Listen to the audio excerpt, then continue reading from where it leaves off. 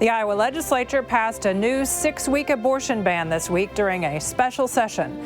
We'll talk with pro-life and pro-choice advocates about the law's impact and what's next on this edition of Iowa Press. Funding for Iowa Press was provided by Friends, the Iowa PBS Foundation, the Associated General Contractors of Iowa, the public's partner in building Iowa's highway, bridge, and municipal utility infrastructure.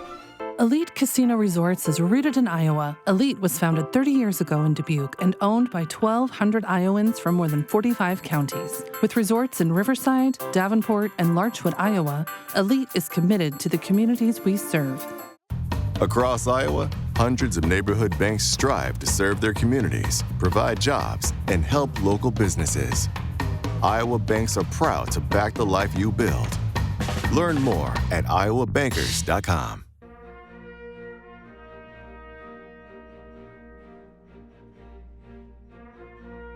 For decades, Iowa Press has brought you political leaders and newsmakers from across Iowa and beyond, celebrating 50 years of broadcast excellence on statewide Iowa PBS. This is the Friday, July 14th edition of Iowa Press. Here is Kay Henderson. This past Tuesday, the Iowa legislature convened in special session and passed what supporters call a fetal heartbeat bill. Our guests today were involved in both sides of that debate. But a note for our viewers, we are taping this conversation on Thursday. That, of course, is a day before Governor Reynolds is scheduled to sign the bill into law, and there is a court hearing scheduled to hear the request of abortion providers in Iowa, and the American Civil Liberties Union of Iowa requests that a judge issue a temporary injunction against the law. We may remind you of that during our conversation if something comes up regarding those two issues. Our guests today are Maggie DeWitte. She is with Pulse-like Advocates. It used to be known as Iowans for Life. And Mazie Stilwell is with Planned Parenthood Advocates of Iowa. Welcome to you both. Thank you for being here on this Thursday. Thank you. Thanks for having us. Also joining the conversation are Amanda Rooker. She is the chief political reporter for KCCI Television, and Erin Murphy. He is the Des Moines bureau chief for the Gazette and Cedar Rapids. So Maggie and Mazie, you both were involved in discussing this proposal with legislators before it was debated this week. We wanted to ask you each, and Maggie DeWitte, we'll start with you. What was your advice to lawmakers who feel the same as you on this issue going into that debate? Well, certainly I was involved when we passed the heartbeat bill in 2018, and we never were able to see that enforced. And so here we were again after we got the Iowa Supreme Court ruling that stated they would not move forward with lifting the injunction. So my hope was that they would move quickly, because we have been waiting for over 5 years. And so I was very grateful that Governor Reynolds and our legislature decided to have that special session so we could move forward in protecting Iowans' lives. And knowing, too, the likely legal challenge again, was that another reason to get the process moving fast sooner than later? Certainly, absolutely. We knew there would be legal challenges to come forward, so we wanted to get going as soon as possible. Mazie, what were your conversations like with Democrats ahead of this debate? You know, our conversation centered around the fact that Iowans need to be heard on this issue. And so our ask was simply that elected officials in this state, regardless of political party, represent the voices of those constituents, reaching out to them and letting them know that they value their freedom in this space, and they value the ability to make their own personal medical decisions. And so really, regardless of party, our message to lawmakers was stand up for the Iowans who have told you time and time again that they simply are not interested in politicians making personal medical decisions for them. And it was important to have those voices raised, and we certainly saw that at the Capitol on Tuesday with the over 1,000 Iowans who turned out, and much more than that, who voiced their concerns to their lawmakers in advance of that day. And on Tuesday, there was a long debate at the State House. During that debate, A lot of time was spent talking about some of the exceptions that are included in this bill. Let's delve into that a little bit. Maggie, we'll start with you. There are exceptions in the bill that allow doctors to perform abortions in the case of medical emergency. From your understanding of the bill, is the intent of that exception to protect the mother's life or to preserve her health? Well, I would say both. And really any abortion law or ban that we have in the books is never going to interfere with a physician's ability to take care of their patient in medical emergencies. And so that's been the case always, and no ban will ever change that fact.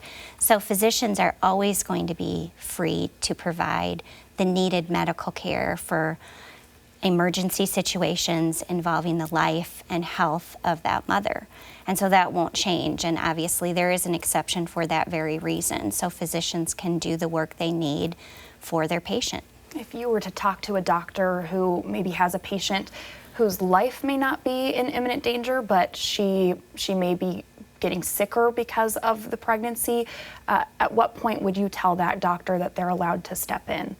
Well, I'm not a doctor, but I trust doctors and I trust all of their years of training. And we had OBs that testified at the hearing on Tuesday. I trust that they know their patients and they know through their medical training what is a situation that is life-threatening, what is a situation where they're going to need to intervene on behalf of their patient.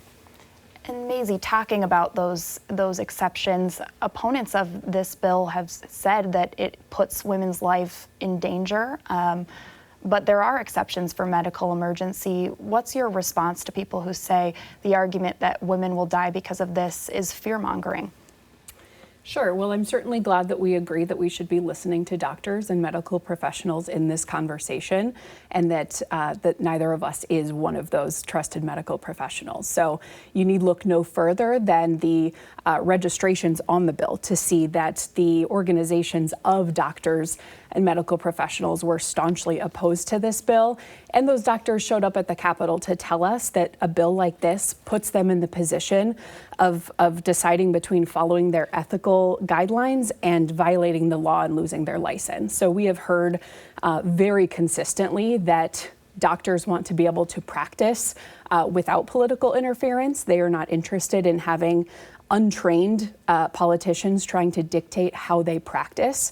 And that is something that we have seen in the year since the Dobbs ruling, that states that have enacted abortion bans, we have seen that these exceptions are useless. These exceptions put lives at risk, and these exceptions put doctors and nurses and the people charged with caring for us in the position of choosing whether to follow the law and continue to be able to practice, or caring for the patients that they signed up to care for. So we certainly, we saw that happen in the debate on Tuesday. We saw that lawmakers were unwilling to protect the right to abortion for children under 12. I mean, the idea that we have sufficient exceptions within this bill is simply not true. Why is that? Why is it the language of the bill says that if the mother's life is at stake? Why is that insufficient? Well, we see a bill going into effect immediately without rules in place to actually instruct those medical professionals how to handle different situations. We also heard from the doctors themselves who are saying that at what point, this bill does not tell me at what point in the process of my patient dying before me should I be able to intervene, and this bill does not make that clear to me. And so those exceptions that we see claimed to be within this bill have played out identically in other states, and we have seen women dying. We have seen women unable to carry future pregnancies because of the inability of doctors to practice without political interference. Maggie DeWitte, at what point do you expect the Board of Medicine to step in and sanction doctors? And what will the sanction be?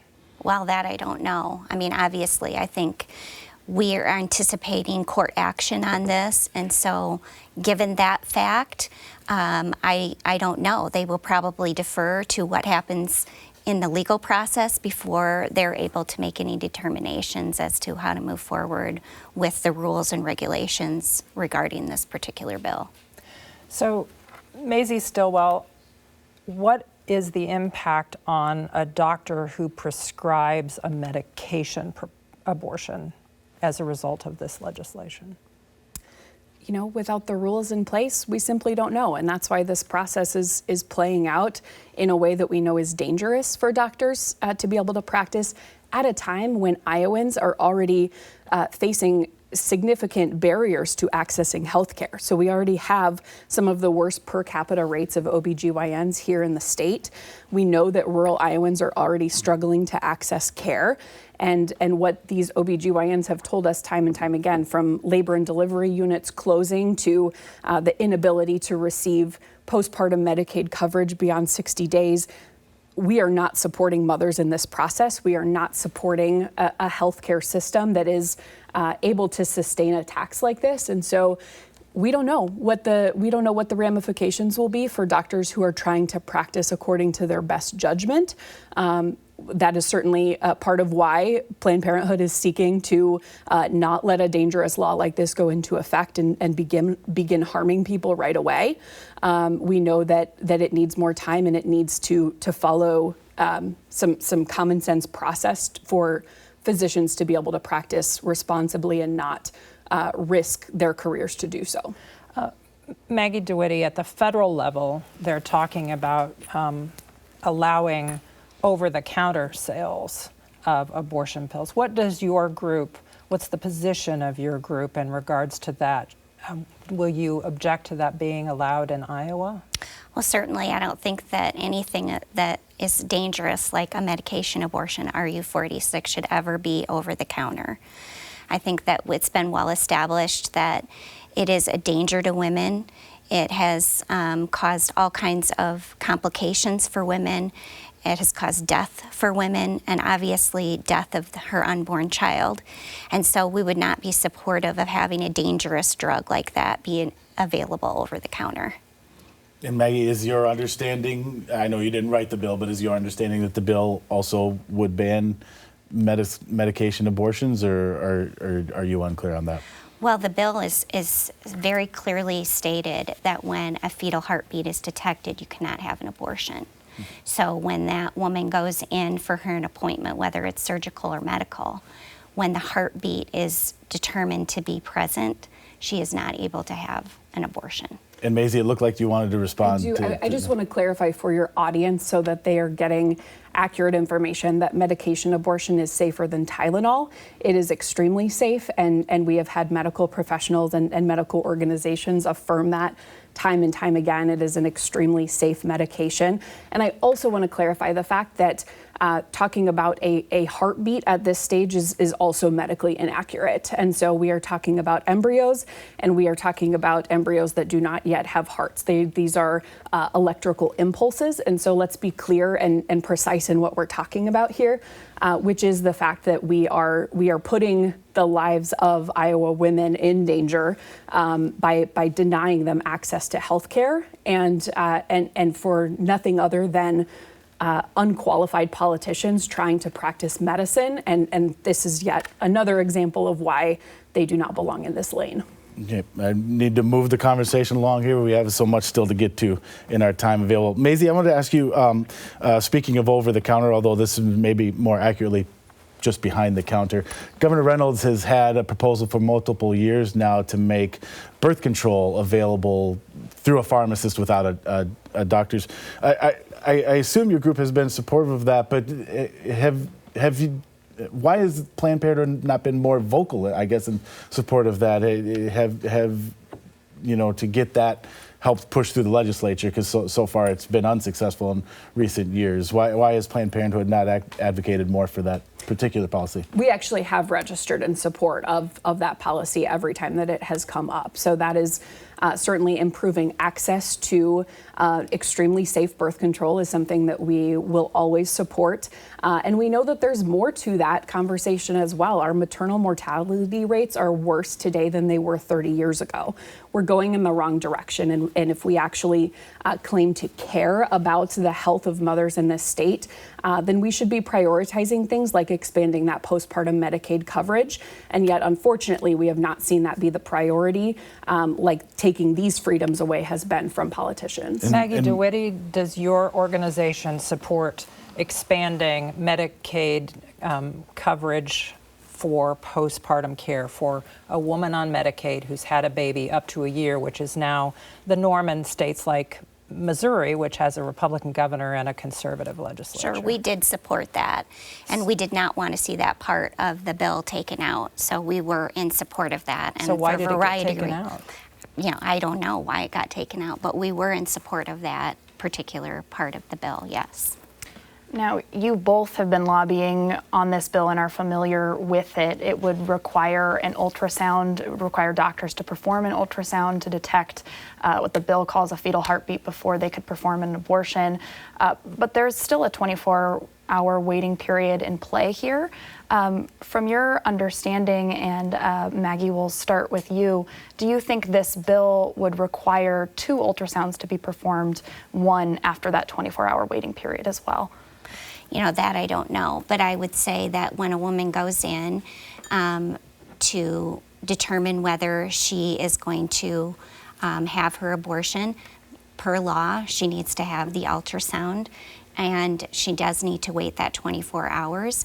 And so within that 24 hours, if the doctor determines that another ultrasound is to be administered, that would be the call of that doctor. But certainly we want to have her get the care that she needs. And so if that requires 2 ultrasounds, all the better, because we want her to have the time to make a very informed decision about her pregnancy. Legally, do you think that second ultrasound is required when that doctor goes to perform that abortion? Like under this law, would that be requiring to? Or is it going to be up to, on a case-by-case basis, doctor to doctor? I think it's going to be the doctor's decision based on the patient, based on her circumstances as to what care that doctor is going to provide for that woman.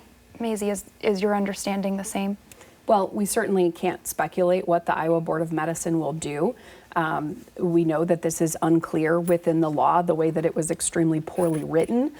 We also had the admission on the floor of the Iowa House that this bill is not following medical standards of practice that are outlined within the law. So we're not worried about medicine here. We're worried about taking away freedom from Iowans, and unfortunately that is going to harm many Iowans in the process. Mazie, I want to talk about the road to Tuesday. Governor Reynolds signed an almost identical law like this in the spring of 2018. She ran against someone that your organization endorsed, and Fred Hubbell, and she won election in 2018. She's appointed a majority of justices on the court. She signaled in 2022 that she wanted this to happen, and she got reelected by 20 points. And the majorities for Republicans in both the House and the Senate expanded since 2018. Isn't this policy what Iowa voters voted for? You know, I think it's a fair question, and to say that every time Iowa voters have been asked directly on the question of their support for reproductive freedom, they have told us time and time again through a growing majority that 61% of Iowans want that access to safe and legal abortion in most or all cases. So we certainly hope that they will show up at the polls with that being their leading priority. But to say, I mean, of course, that was not their leading priority in those elections, and we could speculate all day as to why that may have been. But going forward, we know that the only way to reclaim reproductive freedom and that bodily autonomy here in the state is going to be at the ballot box. Just the converse to that, to you, Maggie DeWitte, is Mazie referenced the Iowa poll, which is widely respected and gold standard polling here, is just earlier this year showed that 61% of Iowans say abortion should be legal in most or all cases. So, you know, the voters have spoken one way, but when you ask them the individual question, how do you, Well, I would say, too, that same poll said 21% don't believe that abortion should be always legal. So I think when you look at that, that same poll said that more Iowans agreed and approved with how the legislature was doing than disapproved. So I think those are 2 key things to look at regarding that particular poll. And there was a Marist poll that was just conducted in April of 2023 that said 66% of Americans believe that abortion should be limited to the first 3 months of pregnancy. So I think that the American people and the Iowan people are not in lockstep with the Democratic position that abortion should be legal at any point for any reason up until the point of birth, and that taxpayers should pay for that. That's out of step with what Iowans believe. And as Kay pointed out, we have a pro-life governor. We have not only a majority, but a supermajority. And that is the will of the people. Okay, I apologize for running out of time and, Sure. and more questions to ask. Maggie DeWitte, will stay with you to start this one. Bob Vanderplatz of the Christian Conservative Family Leader Group has suggested that the Supreme Court justices who did not reinstate the 2018 bill that we talked about earlier should be impeached. Do you agree with that? I certainly think that I was part of the conversation, as all things were on the table at that point, because again, we had been waiting since 2018 for this bill that was already signed into law by our governor, but had been held up by injunctions and, you know, quite frankly, justices legislating from the bench. And so I do think that impeachment was on the table, but I am supportive of our legislators moving forward and doing it quickly in the special session. So now we can move forward, get the legal process, get this bill back in front of the justices who had claimed that there were some procedural issues as to why they were saying that this could not move forward. Mazie, speaking of that process, legal process moving forward, part of the reason that we're here is on the decision on the 2018 bill. It was a split decision because one of the justices recused herself. The intervening parties are the same. Do you expect Justice Oxley to recuse herself again in this case? Do you have any sense of that? I have no sense of that. She didn't have to give a reason for recusing herself before, and we don't know how the justices will act in the future. We certainly do not agree in trying to intervene in that process. We believe in letting the justice system play out, and we believe that justice will prevail for Iowans who value that freedom. Shifting topics a little bit here, Maggie, you have said before that you would like a total abortion ban to go farther than what lawmakers just passed. But on Tuesday, several Republican lawmakers on the floor stated that life begins when a heartbeat starts. Within your movement, do you see disagreement, and could that impact future legislation? Sure. Well, I think there's a wide variety of opinion on this, as we saw on Tuesday. But I think it's pretty well established in science that life begins at fertilization. Life begins at conception. And as such, it is a living human being and therefore should deserve equal protection under the law. And so that has been the position of the pro-life movement for as long as I have been involved, and certainly since Roe v. Wade came into being in 1973, that this is a human being and it deserves protection. And so we will continue to advocate for protection of all lives here in Iowa. Donald Trump says that's a loser politically. Yeah. And I would disagree on that. I think if you look at the last election cycle, those candidates who were very strong on life, they prevailed in their elections. I think those who were sidestepping the issue lost. So there were several states that candidates led on the life issue, and they prevailed at the box office. So I think that is, you know, a clear indication that Trump is wrong on that. I think life is a winning issue. Mazie, as you're talking to people in the state, where do you say that your movement stands on abortion legislation? Would you like Iowa law to remain allowing abortion up to 20 weeks, or would you want something less restrictive?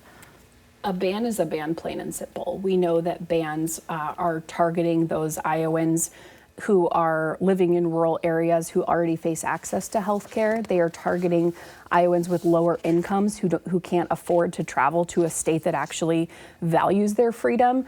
And so we do not believe that bans have a place in our state when we are talking about politicians trying to make personal medical decisions for Iowans. We need to get untrained politicians out of the conversation and leave that to the doctors and nurses who care for patients in the way that they've been trained to do. I need to make a decision here to cut our conversation short and advise our viewers and listeners to the podcast that we have some programming changes ahead. Thanks to both of you for joining us today. Thank you very much. Thank you so much for having me. We will not be on the air with an Iowa Press episode next Friday, July 21st, because this network will be airing the high school softball championships at the time of our regular broadcast schedule at 7:30 on Friday. Iowa Press will be back on July 28th with a new episode. You can watch every episode of Iowa Press online at iowapbs.org. For everyone here at Iowa PBS, thanks for watching today.